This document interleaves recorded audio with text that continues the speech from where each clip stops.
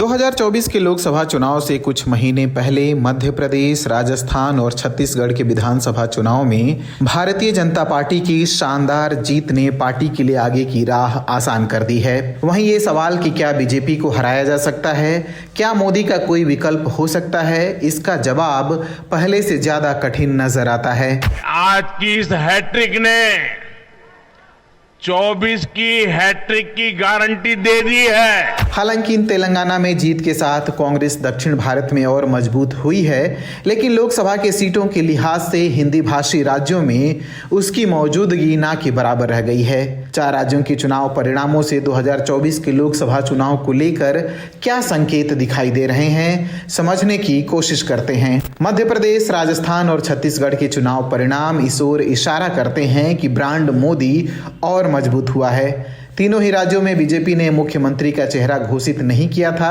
यानी बीजेपी मोदी के चेहरे पर चुनाव लड़ी और पहले से कहीं बड़ी जीत हासिल की। नतीजे बताते हैं कि ब्रांड मोदी और मजबूत हुआ है।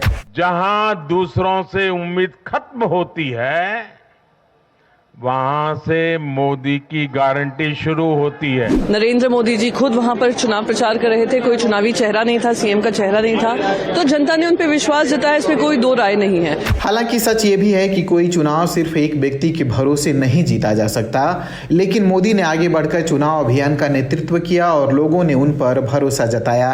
अमित शाह ने अपनी रैलियों में लोगों से अपील की थी कि अगर लोग 2024 में मोदी को चाहते हैं तो इन चुनाव में उन्हें बीजेपी को वोट देना चाहिए। इन सब के बावजूद दक्षिण भारत के राज्य एक एक कर मोदी के हाथ से निकलते जा रहे हैं, जो पार्टी के लिए चिंता का विषय हो सकते हैं। वहीं राहुल गांधी, जो इस चुनाव में पहले से कहीं ज्यादा मेहनत करते दिखे, लेकिन नतीजे उनके हक में नहीं आए। ऐसे में मोदी के सामने राहुल को विकल्प बनने के लिए कई रणनीति पर काम करना होगा।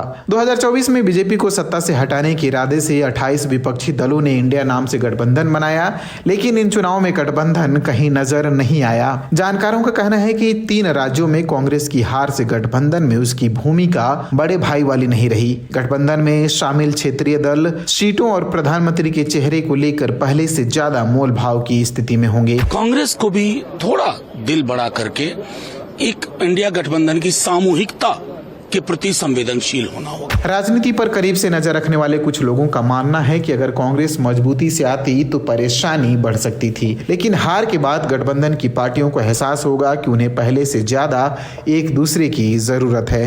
ये चुनाव नतीजे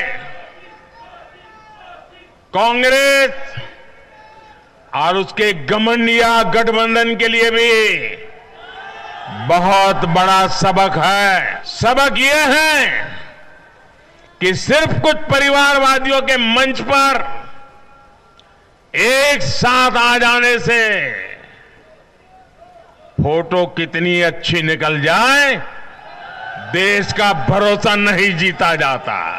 देश की जनता का दिल जीतने के लिए राष्ट्र सेवा का जज्बा होना चाहिए,